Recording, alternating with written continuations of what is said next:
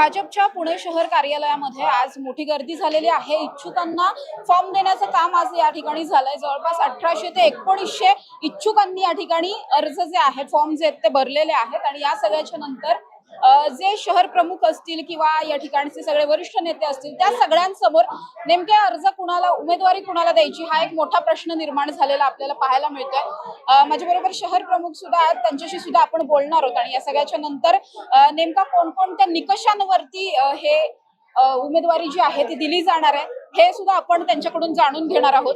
आताही आपण बघितलं तर इच्छुक मोठ्या संख्येने या ठिकाणी गर्दी करून शहराध्यक्षांकडे फॉर्म देण्यासाठी गर्दी झालेली आपल्याला पाहायला मिळते। त्यामुळे अर्थातच आपण धीरज घाटे यांच्याशी बोलण्याचा प्रयत्न करणार आहोत। या सगळ्याच्या नंतर सर काय सांगाल, या मोठ्या संख्येने आता आपण बघतोय की इतक्या मोठ्या संख्येने गर्दी झाली आहे। सगळ्यात मोठी जबाबदारी मला वाटतंय शहर अध्यक्ष जे आहेत सगळ्याच पक्षांचे, सगळ्यात मोठी जबाबदारी तुमच्यावर आहे, कारण इतका मोठ्यातून सॉर्ट करायचं नाही। आज आता आपण पाहतोय की भारतीय जनता पार्टीने आज आणि उद्या 2 दिवस या कार्यालयामध्ये शहराच्या इच्छुक उमेदवारांना अर्ज देण्याची व्यवस्था केली।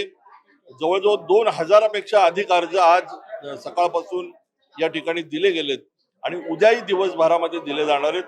खूप उत्साह आहे कार्यकर्त्यांमध्ये, कारण ही निवडणूक कार्यकर्त्यांची आहे आणि भारतीय जनता पार्टीवरती, भाजपच्या विचारांवरती विश्वास असणारे खूपसे कार्यकर्ते आहेत की ज्यांना खात्री आहे की पुण्यामध्ये पुन्हा एकदा भारतीय जनता पार्टी महानगरपालिकेमध्ये सत्तेत येणार।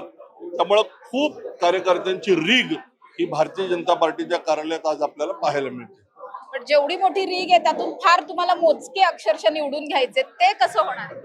शेवटी याच्यातून काही निकष लावून त्या प्रभागामध्ये निवडून येण्याची क्षमता, तिथलं सामाजिक समीकरण, भौगोलिक समीकरण, त्या कार्यकर्त्याचं पक्षासाठी असणारं योगदान, अशा सर्व गोष्टींचा विचार करून अंतिमतः निर्णय केला जाईल आणि त्या नावांचं सिलेक्शन केलं जाईल। आज मात्र आपण प्राथमिक स्वरूपामध्ये हे सगळे अर्ज संकलित करतो। तरी सुद्धा आपण जर बघितलं, भाजप पक्ष म्हणून निवडणुकीला कशा पद्धतीने, कोणत्या मुद्द्यांवरती सामोरे जाणार आहेत, कारण युतीची समीकरणं मोठ्या प्रमाणात स्थानिक पातळीवर बदलताना पाहायला मिळतात। नाही, आम्ही तर महायुतीचा धर्म पाळायला तयार आहोत, महायुती म्हणून लढायला तयार आहोत। शेवटी हा निर्णय प्रदेश भारतीय जनता पार्टीचा राहील। पण आज आम्ही पाहतोय की 41 प्रभागांमध्ये सर्व जागांवरती आमच्याकडे तुल्यबळ उमेदवारांचे अर्ज येताना दिसतात। शेवटी आम्ही त्या प्रभागामध्ये भारतीय जनता पार्टीचा उमेदवार हा कसा या ठिकाणी निवडता येईल या दृष्टीने आम्ही मात्र पूर्ण तयारी करत आहोत। प्रदेश भारतीय जनता पार्टीचे वरिष्ठ नेते आम्हाला सूचना देतील, त्याचं आम्ही पालन करू। हे सगळं झालं शहराध्यक्ष म्हणून, मात्र तुम्ही सुद्धा सिटिंग नगरसेवक आहात आणि यावेळेस सुद्धा तिकिटासाठी अर्थात इच्छुक असणार आहात। त्यावरती नेमका काय मुद्दे घेऊन तुम्ही तिकीट मागताय? भारतीय जनता पार्टीचा मी एक कार्यकर्ता आहे आणि पक्षाने मला जर सांगितलं तर पक्षाने सांगितलं तर मी निश्चित निवडणूक लढेल।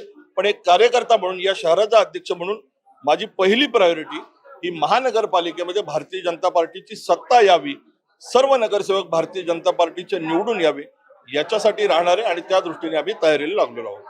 नक्कीच आपण बघतोय या ठिकाणी सगळेच इच्छुक असतील किंवा आधीचे सिटिंग सगळे नगरसेवक असतील, त्यांच्याकडून मोठ्या संख्येने गर्दी झालेली आहे आणि या सगळ्याच्या नंतर आता जवळपास फॉर्म भरण्याचं आजच्या दिवसाचं जे काम होतं ते अंतिम टप्प्यात आलंय। पुढच्या काही वेळात या ठिकाणचे सगळे जे आहेत ते इथून पुढे आता हे सगळं ऑफिस रिकामं होईल पुढच्या काही वेळामध्ये। मात्र पुन्हा एकदा उद्या सकाळपासून इतक्याच मोठ्या संख्येने गर्दी पुन्हा एकदा अर्ज भरण्यासाठी होताना आपल्याला पाहायला मिळू शकते। त्यामुळेच इतक्या सगळ्या इच्छुकांच्या नंतर कुणाला नेमकी उमेदवारी द्यायची हा एक खूप मोठा प्रश्न अर्थात शहराध्यक्ष असणारे धीरज घाटे यांच्याकडून नावं पुढे जाणार आहेत। त्यामुळे त्यांच्यावरती सुद्धा ती सगळी जबाबदारी असणार आहे। या व्यतिरिक्त सगळे वरिष्ठ असतील किंवा मग पक्षाचे, राज्याचे वरिष्ठ असतील, त्यांच्यावरती सुद्धा ही एक मोठी जबाबदारी असताना आपल्याला पाहायला मिळणार आहे। Camera person Nilesh Shah, Samruddhi Jadhav, top news Marathi, Pune.